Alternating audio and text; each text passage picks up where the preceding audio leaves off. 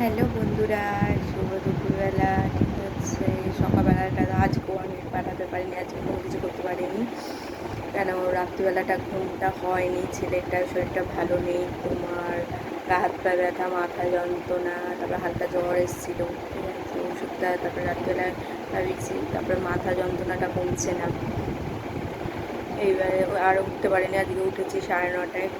উঠে তারপরে কী করলাম, চা করলাম, চা করে আজকে আর টিফিন কিছু করিনি। কালকে ওর মানে জয়দীপ হচ্ছে কিছু খায়ও নি, রাত্রে মিশিয়ে পড়েছিল, আমি খেয়েছিলাম। ছেলে বলছে মা আমি খাবো না, আমার খেতে ইচ্ছা করছে না। এবার ও খেলো জলমুড়ি।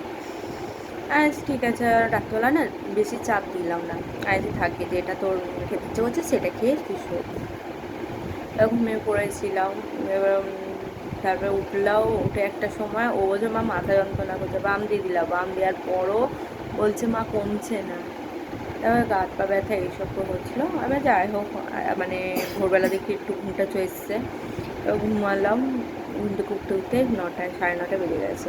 আবার দেখছি গাটা আবার বলছে মাথা যন্ত্রণা। আবার তোমার 11টার সময় মানে ভাতটা বসিয়ে দিয়েছিলাম, বলছি থাকবে তাহলে ভাতটা খাইয়ে দিই। ওই ঘি দিয়ে আলু সেদ্ধ দিয়ে ভাত খাইয়ে দিলাম, খাইয়ে দিয়ে ওষুধ খাইয়েছি। এখন একটু বলছে ঠিক আছে, এইটুকুনি। ঠিক আছে, তোমাদেরকে এইটুকুনি বলার শেয়ার করা ছিল। ঠিক আছে, টাটা।